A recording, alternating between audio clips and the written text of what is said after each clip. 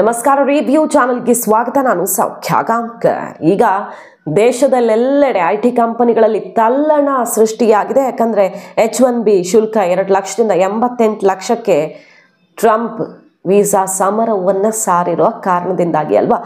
ಭಾರತ ಹೇಗೆ ಕೌಂಟರ್ ಕೊಟ್ಟಿದೆ? ಹಾಗಾದರೆ ಇದು ಈ ಕ್ಷಣಕ್ಕೆ ಭಾರತಕ್ಕೆ ಇದು ಮರ್ಮಾಘಾತ ಅಂತಲೇ ಅನಿಸ್ತಿದೆ. ಅದು ಸುಳ್ಳು ಅಲ್ಲ. ಆದರೆ ಅಸಲಿಗೆ ಭಾರತ ಏನು ಮಾಡುತ್ತೆ, ಭಾರತದಲ್ಲಿ ಏನಾಗುತ್ತೆ ಇದರ ಎಫೆಕ್ಟ್? ಒಂದು ಕಡೆ ಪ್ರತಿಪಕ್ಷಗಳು ಮುಗಿಬಿದ್ದಿವೆ. ರಾಹುಲ್ ಗಾಂಧಿ ಅವರು ಹೇಳ್ತಿದ್ದಾರೆ ಮೋದಿ ಒಬ್ಬ ವೀಕ್ PM, ಈ ವೀಸಾ ಪ್ರಹಾರವೇ ಸಾಕ್ಷಿ ಅದಕ್ಕೆ ಅಂತ. ಮತ್ತೊಂದು ಕಡೆ IT ಕಂಪನಿಗಳು ಈಗ ರಾತ್ರೋರಾತ್ರಿ ಎಲ್ಲ ಚೇಂಜ್ ಆಗುತ್ತೆ, ಏನಪ್ಪ ಕಥೆ ಅಂತ ಬಾಯ್ ಮಾಡ್ಕೊಳ್ತಿದ್ದಾರೆ. ಹಾಗಾದರೆ ಏನಾಗುತ್ತೆ ಇದರ ಎಫೆಕ್ಟು?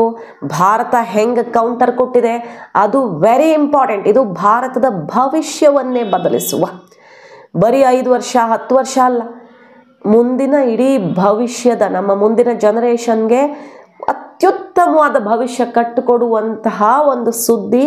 Very good news. ಹೇಗೆ ಡೀಟೇಲ್ಸ್ ಇರ್ತಾ ಹೋಗ್ತೀವಿ.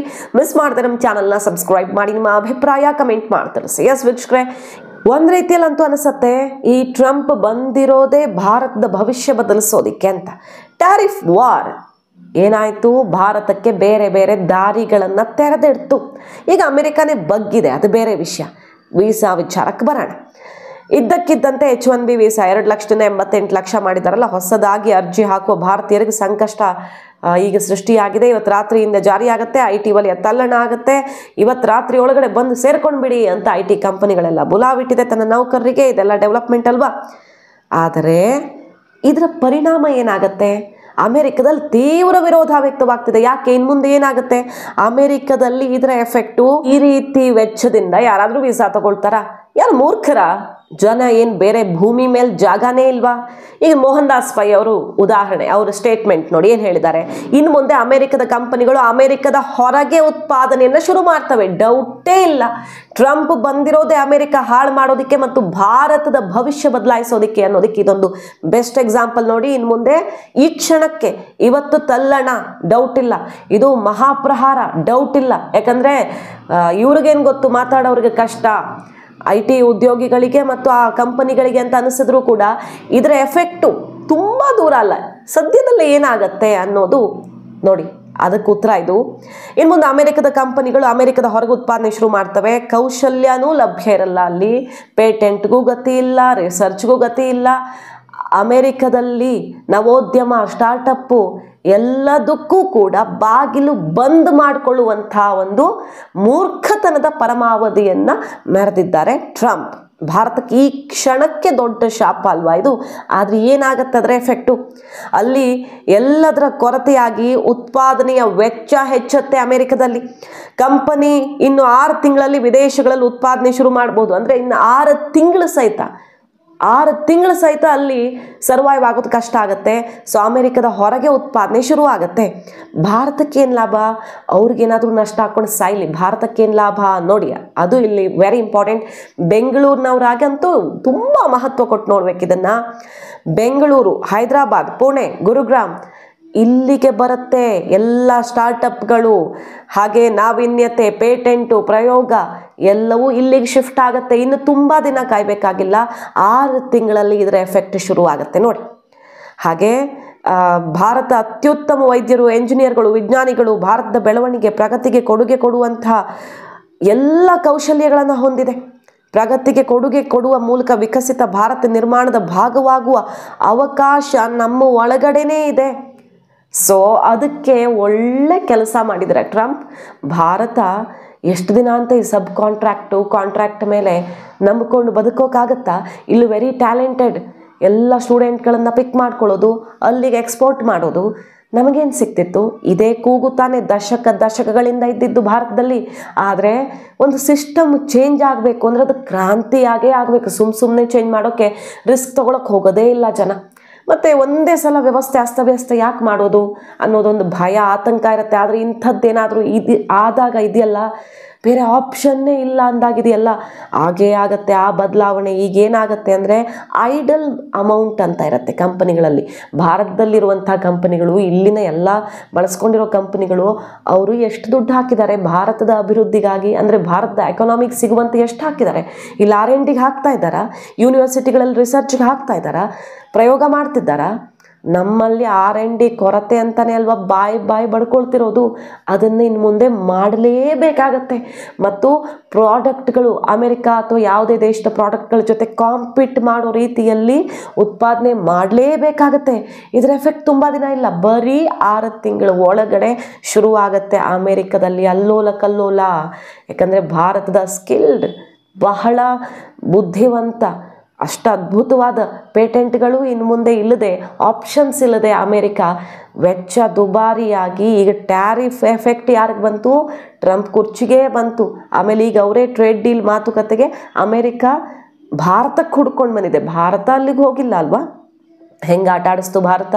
ಟ್ಯಾರಿಫ್ ಹೇರ್ತಾ ಇದ್ದಾಗೆ 40 ಆಲ್ಟರ್ನೇಟಿವ್ ಕಂಟ್ರಿಗಳನ್ನು ಹುಡ್ಕೊಳ್ತು. ನಾವು ಅವ್ರ ಜೊತೆ ಮಾತುಕತೆ ಮಾಡ್ಕೊಳ್ತೀವಿ, ಅಲ್ಲಿ ಕಳಿಸ್ಕೊಡ್ತೀವಿ ಪ್ರಾಡಕ್ಟ್ನ ಅಂತ. ಆಫ್ರಿಕನ್ ಕಂಟ್ರೀಸ್ಗೆ ಕಳಿಸ್ಕೊಡ್ತೀವಿ ಪ್ರಾಡಕ್ಟ್ನ ಅಂತ. ಯುರೋಪಿಯನ್ ಯೂನಿಯನ್ ಜೊತೆ ಮಾಡ್ಕೊಳ್ತೀವಿ ಒಪ್ಪಂದನ ಅಂತ ಮಾಡ್ಕೊಂಡಿದ್ದಾಯಿತು. ಮಾತುಕತೆ ಕನ್ಕ್ಲೂಷನ್ ಹಂತದಲ್ಲಿದೆ. ಸೊ ಅಮೆರಿಕ ಹುಡ್ಕೊಂಡು ಬಂತು, ಇಲ್ಲೂ ಅದೇ ಆಗತ್ತೆ. ಆದರೆ ಅವ್ರು ಹುಡ್ಕೊಂಡು ಬಂದರೂ ಬೇಡ ಅನ್ನೋ ಮಟ್ಟಿಗೆ ನಾವು ಬೆಳೆದು ನಿಲ್ಲಬೇಕು ಈ ಸಲ. ಮತ್ತದು ತುಂಬ ದೂರದ ಮಾತಲ್ಲ. ಇಲ್ಲಿ ಐಡಲ್ ಮನಿಯನ್ನು ರಿಸರ್ಚ್ಗೆ ಇನ್ವೆಸ್ಟ್ ಮಾಡೋ ಮೂಲಕ ಭಾರತದಲ್ಲಿ IT ಸೆಕ್ಟರಲ್ಲಿ ಒಂದು ಹೊಸತನ ಇಲ್ಲಿಂದ ಶುರುವಾಗುತ್ತೆ. ಅದಕ್ಕೆ ನಾಂದಿ ಹಾಡಲಿದೆ ಈ ಒಂದು ಬೆಳವಣಿಗೆ.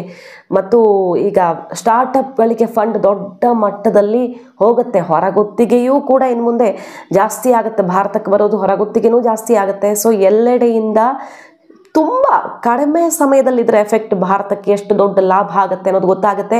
ಈ ಕ್ಷಣಕ್ಕೆ ಇದು ಅಲ್ಲೋಲ ಕಲ್ಲೋಲ. ಆದರೆ ಭಾರತದಂತಹ ಎಲ್ಲ ಬಗೆಯ ಸಾಮರ್ಥ್ಯ ಇರುವ, ಬಹಳ ಒಳ್ಳೆಯ ಸ್ಕಿಲ್ ಇರುವಂತಹ ಜನ ಇಲ್ಲಿರುವಾಗ ಅದರ ಎಫೆಕ್ಟು ಅಮೆರಿಕದ ಮೇಲೆ ಹೇಗಾಗತ್ತೆ, ಭಾರತ ಅದನ್ನು ಅವಕಾಶವಾಗಿ ಹೇಗೆ ಪರಿವರ್ತನೆ ಮಾಡಿಕೊಡುತ್ತೆ ಅನ್ನೋದನ್ನು ಈ ಕ್ಷಣವೇ ತೋರಿಸೋದಕ್ಕೆ ರೆಡಿ ಆಗ್ತಿದೆ ಭಾರತ.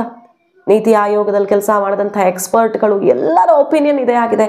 ನೋಡಿ 6 ತಿಂಗಳಲ್ಲಿ ಏನಾಗುತ್ತೆ ಇದರ ಎಫೆಕ್ಟು ಅಂತ. ಹಾಗೆ ಪ್ರತಿಭೆಗಳೆಲ್ಲ ಮರಳಿ ಭಾರತಕ್ಕೆ ಬರೋದಕ್ಕೆ ಅನುಕೂಲ ಆಗುತ್ತೆ. H1B ವೀಸಾಗೆ ಸಂಬಂಧಪಟ್ಟ ಹೊಸ ನಿಯಮದಿಂದಾಗಿ ಅನೇಕ ಪ್ರತಿಭೆಗಳು ಭಾರತಕ್ಕೆ ಮರಳಲಿವೆ. ಇನ್ನು ಇಲ್ಲ ಅಮೇರಿಕಕ್ಕೆ ಎಲ್ಲ ಹೊರಗಡೆಯಿಂದ ಬರ್ತಾ ಇದ್ದಂಥ ಪ್ರತಿಭೆಗಳು ಮಿಸ್ ಆಗ್ತವೆ, ಪೇಟೆಂಟ್ಗಳು ಮಿಸ್ ಆಗ್ತವೆ. ಅಮೇರಿಕಕ್ಕೆ ಬೇಕಾಗಿದ್ದೇ ಇದು.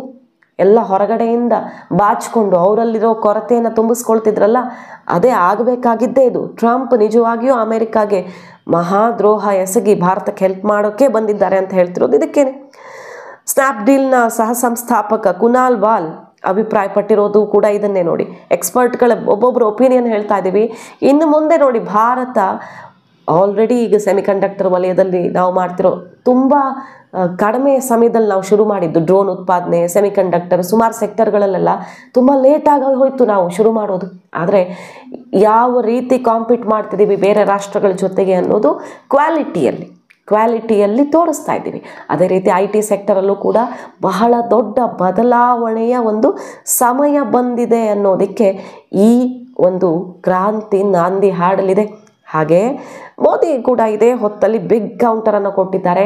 ನಮಗಿಷ್ಟು ಸಮಸ್ಯೆ ಅಂದರೆ ಏಕಾಏಕಿ ಕುತ್ತಿಗೆಗೆ ಬರೋಂಗೆ ಯಾಕೆ ಆಗ್ತಿದೆ? ಟ್ಯಾರಿಫ್ ವಿಚಾರ ಇರಬಹುದು, ಅದನ್ನು ಹ್ಯಾಂಡಲ್ ಮಾಡಿದ್ದಾಯಿತು. ಆದರೆ ಪ್ರಹಾರ ಮಾಡೋಕೆ ಯಾಕೆ ಬರ್ತಿದ್ದಾರೆ ಅಂದರೆ ನಮ್ಮ ಪರಾವಲಂಬಿನ ಒಂದು ಸ್ವಭಾವ ಇದು ಇವತ್ತಾಗಿದ್ದಲ್ಲ, ತುಂಬ ದಶಕಗಳಿಂದ ಹಾಕ್ಕೊಂಡು ಬಂದಿದ್ದು. ಎಲ್ಲೆಲ್ಲಿ ನಾವು ಪರಾವಲಂಬಿಗಳಾಗ್ತೀವೋ ಅಲ್ಲೆಲ್ಲ ಹೊಡ್ತಾ ಬೀಳ್ತಾ ಹೋಗುತ್ತೆ. ಸೊ ನಾವು ಮಾಡಬೇಕಾಗಿರೋದೇನು? ಎಲ್ಲೆಲ್ಲಿ ಆತ್ಮನಿರ್ಭರತೆಯನ್ನು ನಾವು ಸಾಧಿಸ್ತೀವೋ ಆಗ ಯಾವನು ನಮ್ಗೆ ಟಚ್ ಮಾಡೋಕ್ಕೂ ಆಗಲ್ಲ. ಅದನ್ನೇ ಮೋದಿ ಹೇಳ್ತಾ ಬಂದಿದ್ದಾರೆ ನೋಡಿ. ವಿಶ್ವಬಂಧು ಮನೋಭಾವದೊಂದಿಗೆ ಮುಂದುವರಿತಾ ಇದೆ. ಆದರೆ ಪರದೇಶಿಗಳ ಮೇಲಿನ ಅವಲಂಬನೆ ನಮಗೆ ದೊಡ್ಡ ಶತ್ರುವಾಗಿದೆ. ಆತ್ಮನಿರ್ಭರತೆ ಬೆಳೆಸ್ಕೊಳ್ಳೋ ಮೂಲಕ ಒಗ್ಗೂಡಿ ಪರಾವಲಂಬನೆ ಶತ್ರುವನ್ನು ಓಡಿಸಬೇಕಾಗಿದೆ ಅಂತ ಮೋದಿ ಇದೇ ಹೊತ್ತಲ್ಲಿ ಬಿಗ್ ಕೌಂಟರನ್ನು ಕೊಟ್ಟಿದ್ದಾರೆ. ಅದು ಮಾತಲ್ಲ, ಟ್ಯಾರಿಫಲ್ಲೂ ಏನಂದ್ರು, ಇನ್ನಷ್ಟು ಹಾಕಿದ್ರು ಡೋಂಟ್ ಕೇರ್, ನಾವು ನಮ್ಮವ್ರ ಹಿತ ಕಾಂಪ್ರಮೈಸ್ ಆಗಲ್ಲ ಅಂತ ತಿರುಗೇಟು ಕೊಟ್ಟರು. ಅದನ್ನೇ ಮಾಡಿ ತೋರಿಸಿದ್ರು. ಈಗ H1B ವೀಸಾ ಮೇಲೆ ಈ 88 ಲಕ್ಷ ಹೊರೆ ಸಮರದ ಬೆನ್ನಲ್ಲೇ ಹೇಳ್ತಾ ಇರೋದು ಮೋದಿ ಸ್ವಾವಲಂಬನೆಯ ಮೂಲಕ ಭಾರತ ಹೆಂಗೆ ಉತ್ತರ ಕೊಡುತ್ತೆ ನೋಡ್ತಾ ಇರಿ ಅಂತ.